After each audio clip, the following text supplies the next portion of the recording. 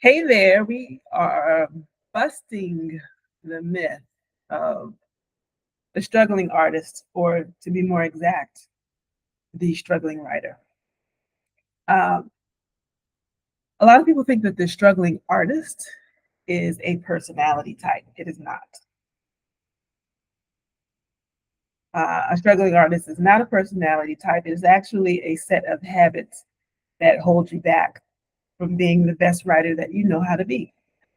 Um, and a lot of talented people are repeating some of these habits without even realizing it. And so, you'll hear struggling writers, people who are having a hard time getting paid as a writer, they'll say, um, I'm underpaid because I'm an artist and this is the way it is. It's always been this way. But you're underpaid because you haven't really built a business around what it is that you create. That has to be very, very specific. And we talked a little bit about this in the video yesterday, but I wanted to today just do a little bit more of a deep dive on what this myth of the struggling writer actually looks like. So very quickly, my name is Halona Black. I am an actual writer in practice and in business. I've been a full-time professional writer, I think about 11, 12 years now, probably even more than that. I've been actually, paid full time as a writer. I would say, 11 years. Since the year 2018, I left the United States and I took my writing business abroad with me. And so I have lived in 10 countries since then. And I've been able to take my writing business with me, which is really exciting. And you can't pay for your travels, can't pay for trips if your writing business isn't making any money. So what do? I'm a ghostwriter. I'm an editorial strategist. I help business owners turn their expertise into authority via writing.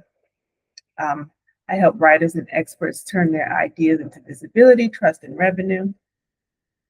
Uh, you can find more about me on my Substack at Halona Black. Um, so yeah, so on to the video. So what are we talking about? So the struggling writer. The struggling writer has mostly a hobbyist mindset. A hobbyist mindset. Oh, these are people who just want to sit back and they're like, oh, I love creating. I love creation. I love creative people. I just want to be around the artists, as I do too. You see these earrings? I hope you can see them. Because the video kind of goes in and out. I love these earrings. I got these in Rwanda. I lived there for 3 years. And I got some really nice things while I was in Rwanda. But back to the topic of people just saying, writers just saying, oh, I'm just happy writing. And if you are, awesome. I love that for you. But if you're like me, you want to be able to have a business, make money doing the things that you create. Whether you are an author, whether you write for other people, you write magazine articles, you write about things that you speak about, you get paid as a speaker perhaps. There are many ways for you to be able to monetize your work as a writer. I've just always been a person who has never, I think of myself as a writer first and foremost. So I've never really, I don't know how to, I don't know how to do anything else. Well, I have other skills, but for the most part, a lot of my identity is attached to me being a writer, and I don't want to do anything else to be able to earn my income, to be able to afford my way around the world, and really to do more than afford my way around the world, to be able to, travel in a way that I want to. Sometimes in certain spaces, it might be better for me to do more, backpacking, traveling with group things. And at other times, I'm in a space where I'm able to afford more luxury um, items. And I've been able to do both of those things with my income as a writer. So if you approach your writing career as a hobbyist, you are a person who sits and you wait to be discovered. Um, I meet people like this all the time. They're like, oh, they have an idea about the thing that they want to write about. Perhaps they want to write a book. Authors are really good for this type of a mindset of waiting to be discovered. They have an idea that they want to write about. And so I offer the tip of perhaps starting some sort of a newsletter about the thing that they want to write about so that they can practice. And they tell me that they don't want to do that because they are afraid that other people are going to steal their idea. Crazy as hell to me. Um, Mostly because if you're right, especially if you're writing a book about your personal experience, while there may be people who have similar experiences to you, they haven't lived the exact same experience as you have. And so only you can tell the story that you came to the planet to be able to share with other people. But people can't get that story. No one is ever going to get that story. They won't get to read it, experience it. It won't have an opportunity to change other people's lives because you're waiting to be discovered. You're waiting for someone else to tell you, hey, that's a really great story. Tell me more about it. Let's see, what else? People who have a hobbyist mindset about their writing, they're just not thinking about money yet. They're not thinking about money yet, which is a problem. You've got to be able to think about how it is that you are going to offer your gifts and talents to the world and be able to be paid money in exchange for that. That's crucial. I think in order for your creativity to be fed, you have to feel like you are giving to people who appreciate you by paying you for your gifts and your talents, because otherwise you just feel exhausted after a while. I know that feeling. I know that feeling well. People who have a hobbyist mindset, they tend to avoid anything about sales, anything about positioning, anything about visibility, mostly because they have a fear of sounding like a capitalist business person. Yeah, they have a fear of being a capitalist business person. And, honestly, the moment I hear that conversation, I tend to tune out, walk out, go someplace else because it doesn't make sense to me. We live on a planet that is run by money, at least today. If you want to create, susus and all that other stuff, and even like, how do you get money in the susu? Child. People want to, they're like, let's create bartering opportunities and, let's do, traditional indigenous societies. I've lived in several traditional um, societies. And really, they all use money. They all use money to be able to get around, to be able to make life work. So it boggles the mind when people, particularly who are Americans or people who come from, the Western world, who want to sit down and talk about how we can do all kinds of other things to be able to life work except for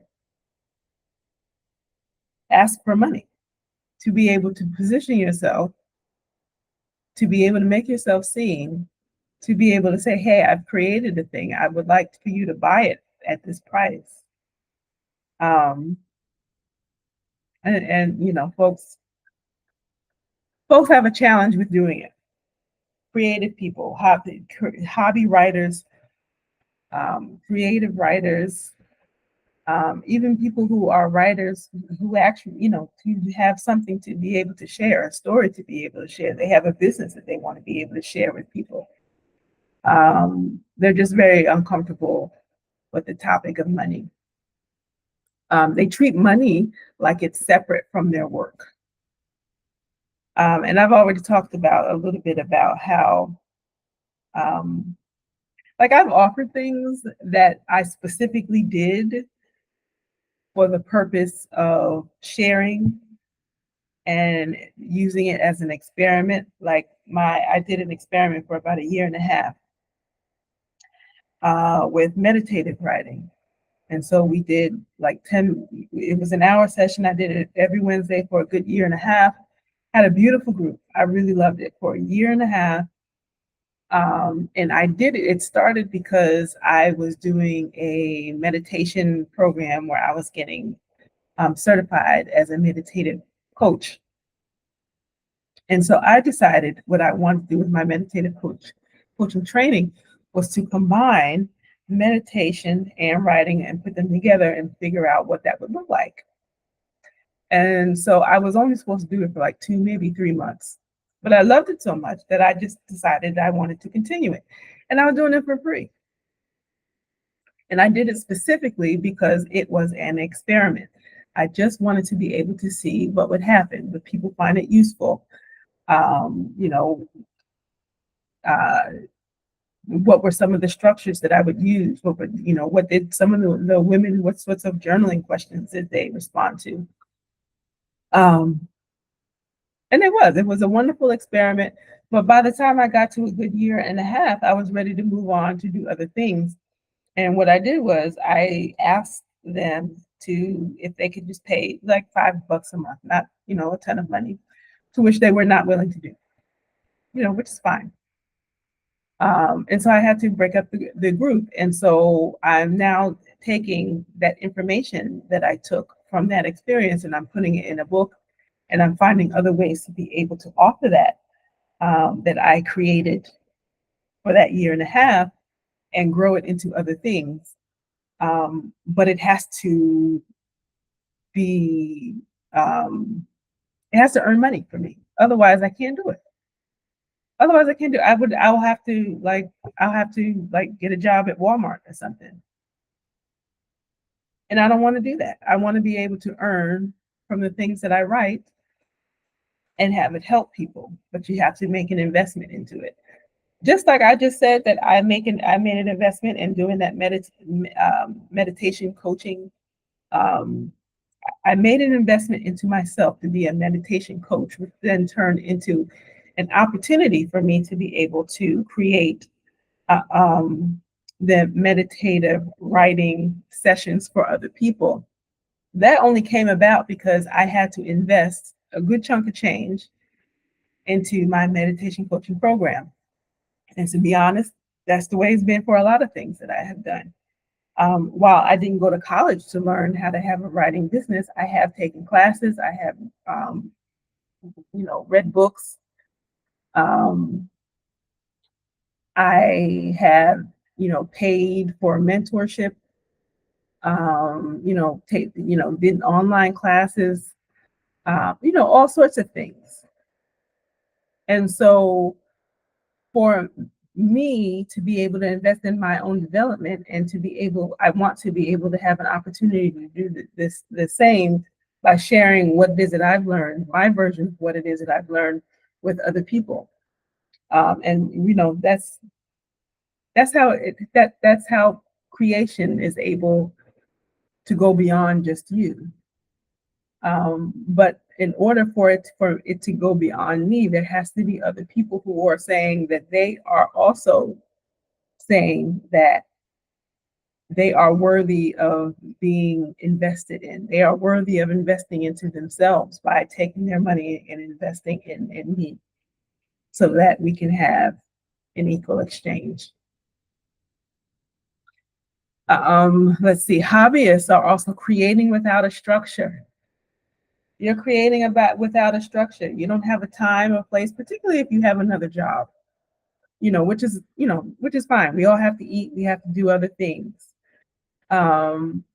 but you haven't really created a time, place for when you dedicate yourself to your writing.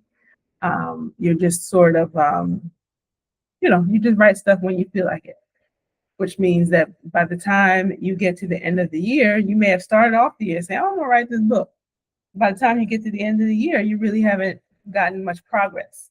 You may have gotten some progress as far as the ideas in your head about where you are about it. Maybe you've had a ton of conversations about what you want to write about in ChatGPT or Claude or whatever it is that you use, but you haven't really moved forward in an actual sitting down and writing what you want to be able to write. And then lastly, hobby writers tend to think that, or they hope that what they are doing will turn into something later. And I will tell you right now that hope is not a business strategy. If hope is anywhere in your money plan, your business strategy, anything that is that you want to create, like hope is just not the place for that. Save hope for other things. And when a lot of people get stuck in that hobbyist mindset because it feels good to them. It feels good to them. It protects you from rejection. Nobody likes to be rejected, but I'll be honest with you, as a writer, I get rejected on a regular basis. I'm always pitching new things.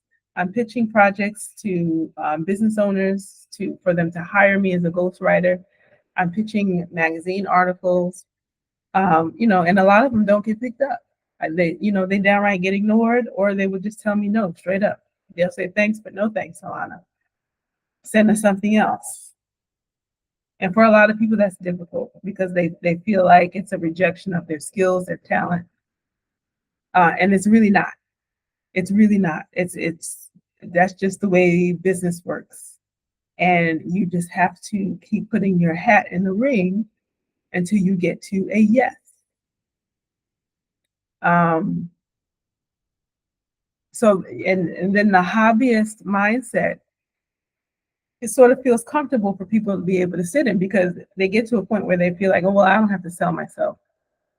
I see this a lot on YouTube, particularly with a lot of Black women writers, a lot of Black women artists, a lot of Black women creatives.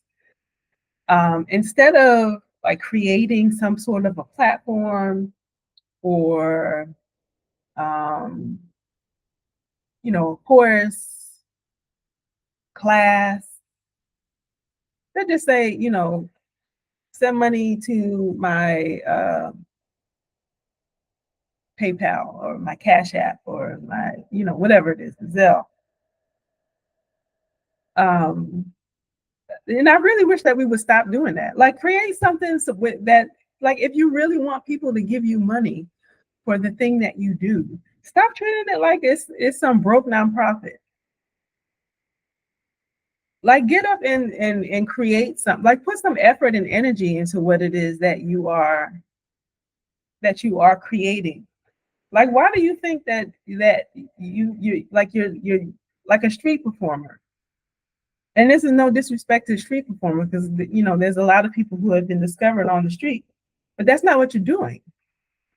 Like you have such an opportunity to be able to get on the internet and be able to create something and be able to create an audience and be able to create an energy around what it is that you're doing.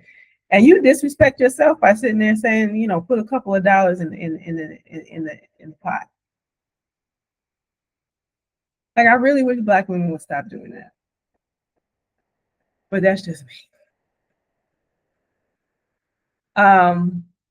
Hobbyist mindset. It feels good to stay there because you don't have to learn business skills. Like I'm saying, a lot of Black women are just, they're getting wonderfully talented people. Built their skills over a number of years in private, and now they want to show it to the world, and are giving out legitimate,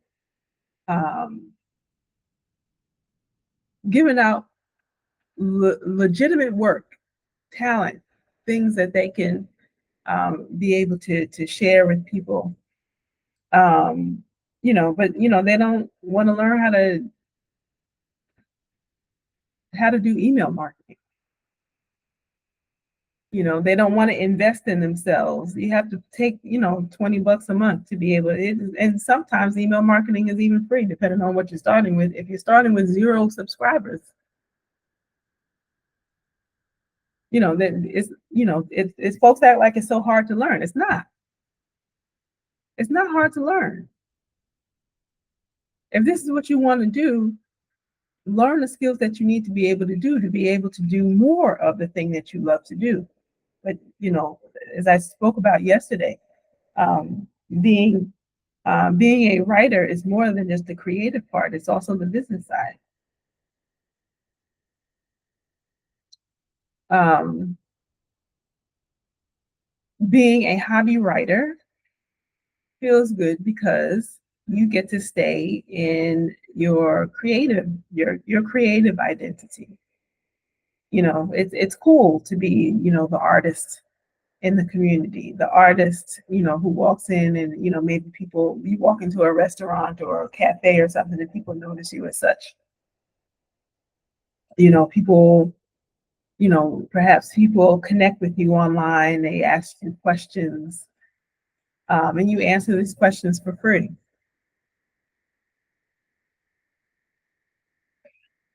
You need to put a business around that so that they can pay you. I don't care if it's a $10 ebook.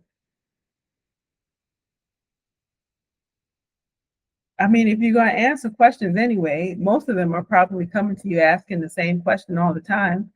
You may as well throw that thing into an ebook, sell it for $10. If they want it bad enough, they'll pay for it. And that way you can free up your good time doing more creative writing projects where you can create more money making opportunities for yourself.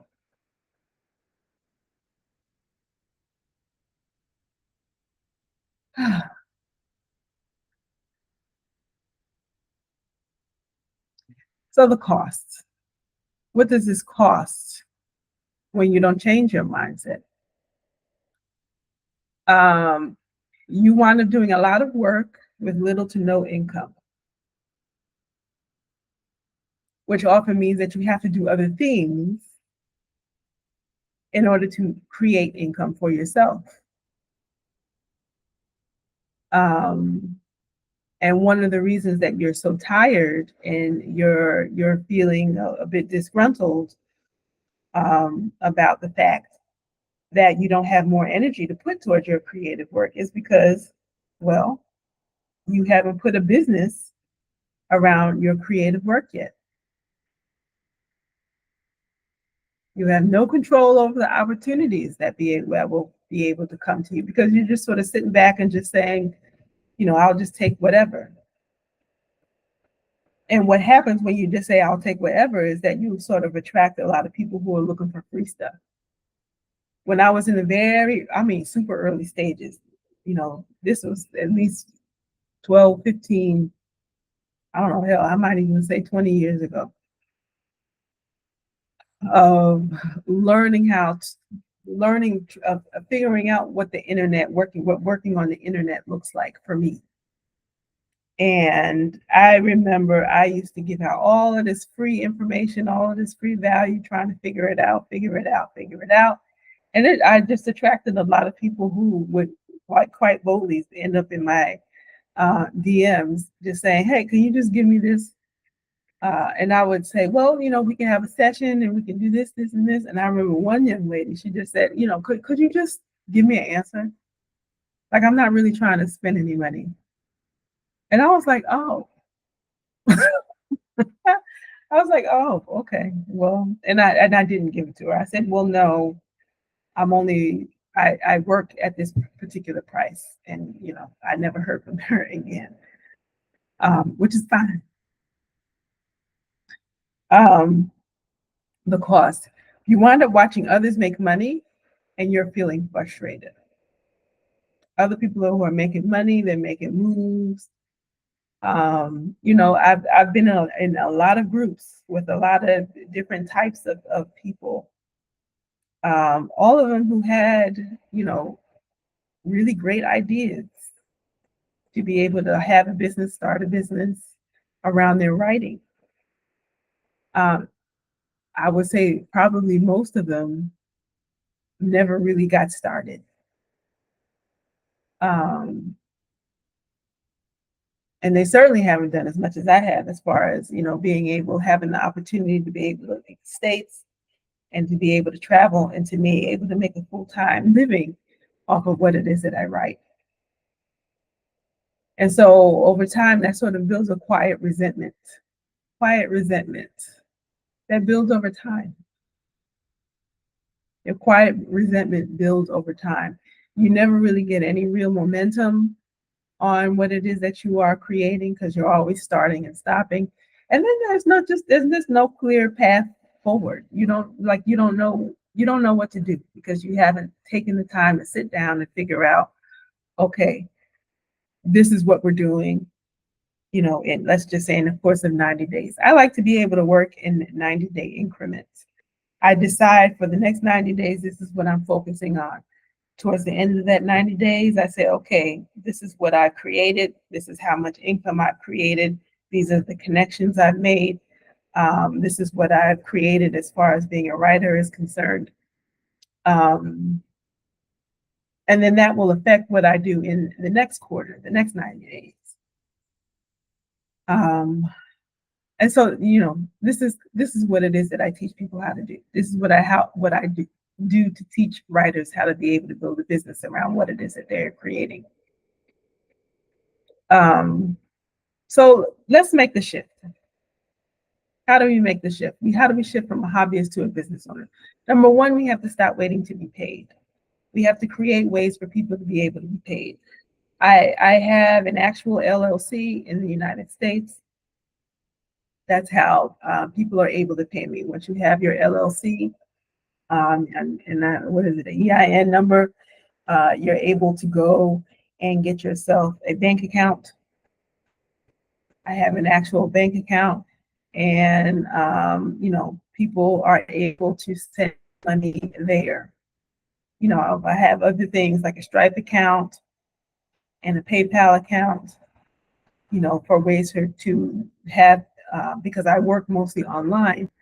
I use those things to be able to connect with my clients so that they can pay me, and it happens almost automatically.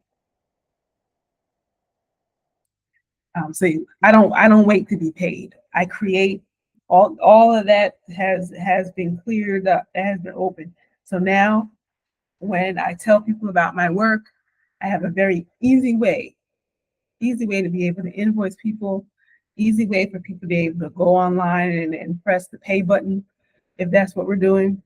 I create ways for people to be able to pay me. I start designing work that generates income. You have to be able to think differently. One of the things that I like to do on the side is draw and paint. And I don't know if I'll ever, turn that into something that I want it to be more than just a hobby. Right now, it's just more of an extension of my own personal meditation practice. And so I don't, I might one day, like maybe one day you'll see a book cover of mine with one of my designs on it. But, like right now, I'm really enjoying the process of learning how to paint for myself.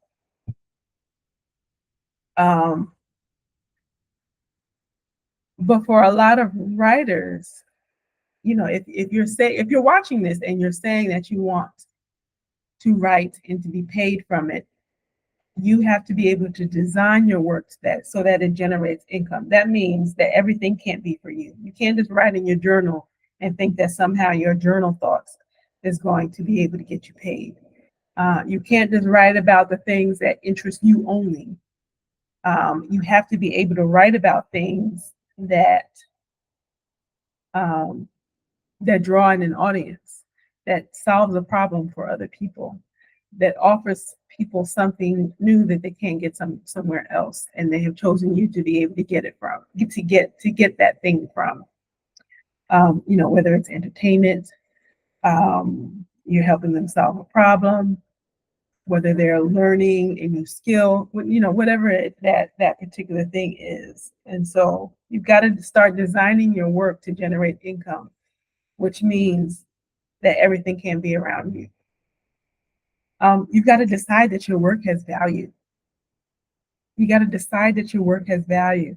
I remember in the earlier days of me being a writer, I would give people a lot of times men in particular, I would give them my price for what it is that I was offering. And, they go up, oh, I don't even know if you worth all that, all of that tomfoolery. And sometimes, because I didn't know any better, I let them talk me down at a price. The truth was that it wasn't that my price was outrageous. It wasn't that my price was outrageous at all. It was just that, they were just trying to get a cheaper price by telling me what my value was. And what I learned from that experience is that I get to decide what my value is. When you are the owner of your work, you get to decide what your value is. So that means that you have to be prepared that when you tell people what it is you offer and you put your price on it. And if they say no, you have to be willing to walk away. You got to be willing to walk away. And that's what I have to say about that.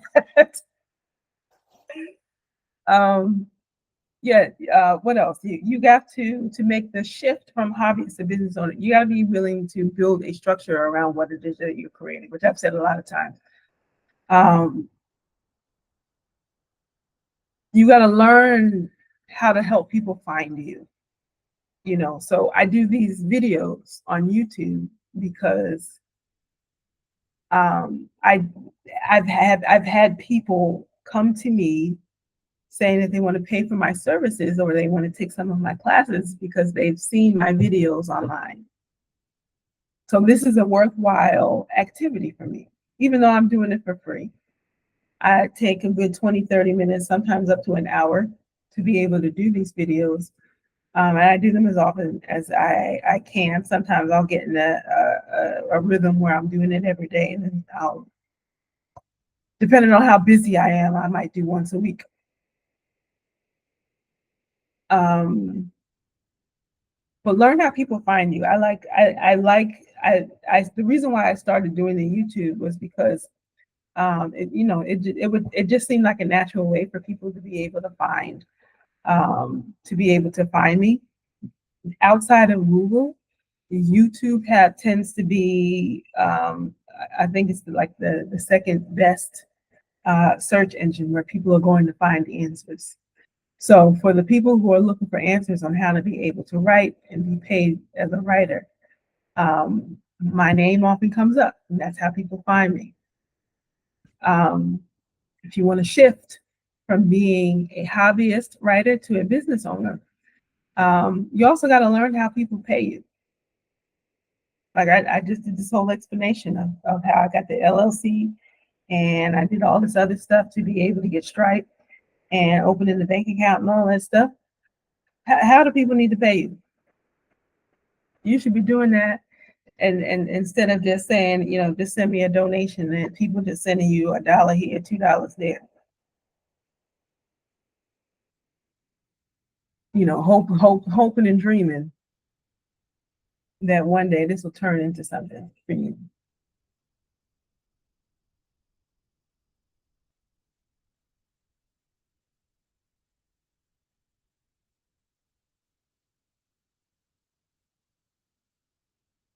So this is what I wanted to just sort of end with in this video here. Is that a lot of people, there's a lot of talented writers out there who tend to stay broke.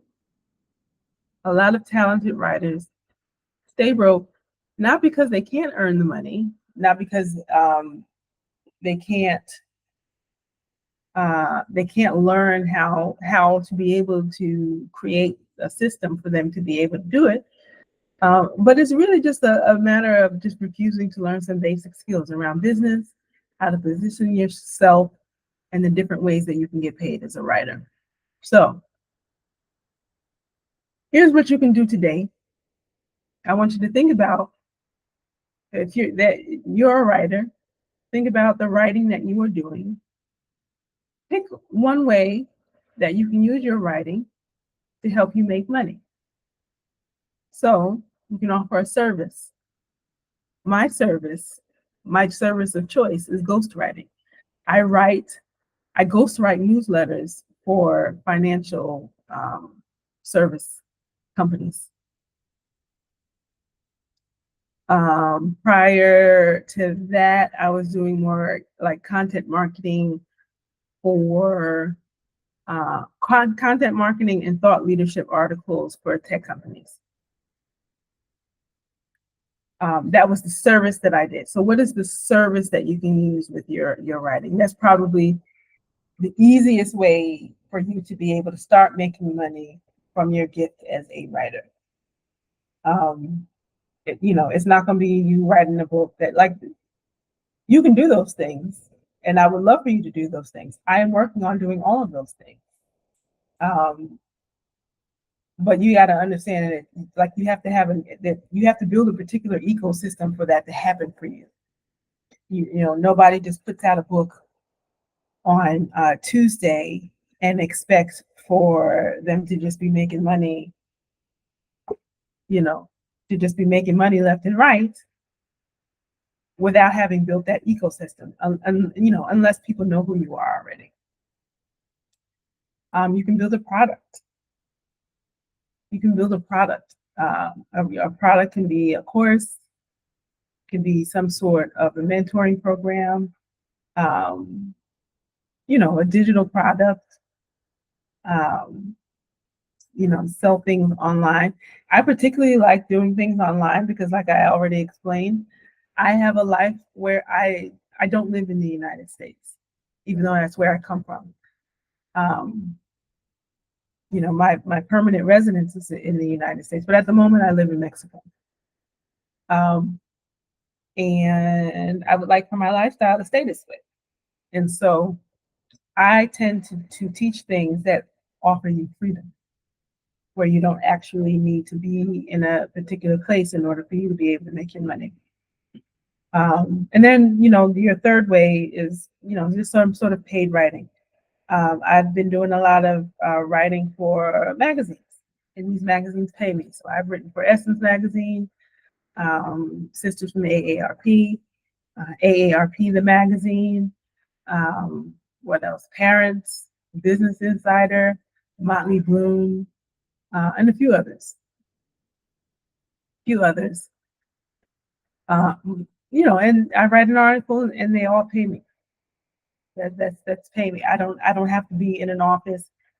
I'm literally just sending an email. I do interviews with people depending on what it is that I'm writing about, and I send it in by deadline, and I get paid for it. Then they publish it. So pick one of those three: a service, a product, or some sort of paid writing. You want to build an ecosystem around that, and don't scatter your energy. Learn how to stay with it. So do you want to keep, just loving your work, but you resent your income? Or do you want to actually build something that actually supports your life? That's the question that I'm leaving you with today. You don't have to struggle to be taken seriously as a writer. Like, those don't have to coexist. They don't have to coincide with one another. I really want us to get rid of that struggle mentality when it comes to our writing. You just have to learn how to be able to take your work seriously enough to be able to build a business ecosystem around what it is that you want to be able to create. And so that's what I have to offer. Again, my name is Halona Black. If you want some help, right now I'm doing individual sessions. I'm doing individual sessions with people, about an hour and a half, for folks who want to be able to sit down and talk about their writing ecosystem. What is it that you are creating? Do you need some clarity? Clarity fixes a lot of things. When you get clarity on what it is that you want to be able to build, now you start asking different questions. You start looking for different resources. You start connecting to the right people who can help you. So let's start getting some clarity around the writing business that you want to be able to build for yourself. That's number one. If you want to do that, you can find the link in the description box. Number two, I have my own space where I share about my life and times as a writer who travels. Let's see, what was my last article? Child, I can't remember what the last article was about. But my article that I'm writing about now stems from an article that I wrote for Essence magazine. It was 3 Black women, Black American women, who had built, who have built and are building businesses on the continent of Africa. And so I share a little bit of their stories in the magazine.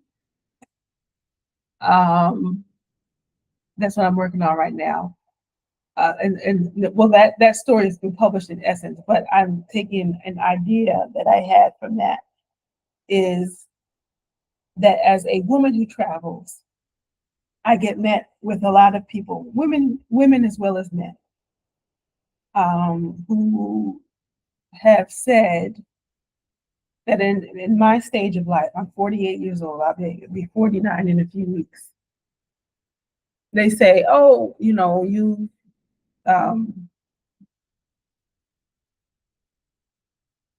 that I sort of have, I've approached life in the wrong way.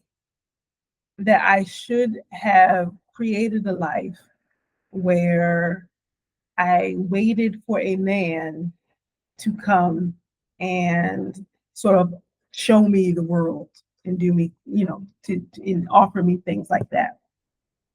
And I don't know, that has never really worked for me, at least, from the place that I come from. If I had to sit around and wait for some dude to show up, and offer me a trip around the world, I'd be 48 and still waiting. And so, when you're a woman, a solo woman who travels, a single woman who travels, you get sort of fed a lot of lies about what it is that you're able to accomplish and why. And men will come back and tell you, that they want a woman, they want a woman that they can introduce things to. And I hope you find that. But I can't put my hopes and dreams on hold because I'm waiting for a man to show me something. And so for many of us, us men and Black women, it means that we got to pick up and move on without you, without a man of any kind, of any color. This doesn't just apply to Black women and Black men, but the end of it. Like if I had just waited in my home neighborhood in New Jersey, waiting on a man of any color to come and save me, to be able to introduce me to the life that I wanted, I'd still be waiting. And so I think that's what I'm going to write about, for my next Substack article. And so I'll have a link to my Substack, but I've written a number of articles on there. I've written about, running a half marathon in Mexico. I've written about learning meditation in Thailand. I've learned about, you know, learning how to become a runner when I was in Rwanda. I started writing articles about being a Black woman writer. I got all sorts of stuff on there that I would love to be able to share with you. Many of them are free. However, there is a portion of Substack that I do charge for. So what I'm speaking about here on these videos are things that I know about because I follow them. I give some things away for free. And then there are other things that I charge for. And if it's valuable to you, you will pay for it. Okay. What else? Please subscribe to this channel if it's valuable to you. If you are a writer and you want to be paid to be a writer like myself, hit the subscribe button so that you'll get notifications for when I get or when I upload a new video. Please leave a comment. It helps for other people to be able to find the channel as well. Tell me where you are in the world. If you have a question about writing or something that you would like for me to talk about in another video, please feel free to leave the comment. Okay? And that's all I got for you today. Thank you so much for hanging out. I'll see you tomorrow. Peace.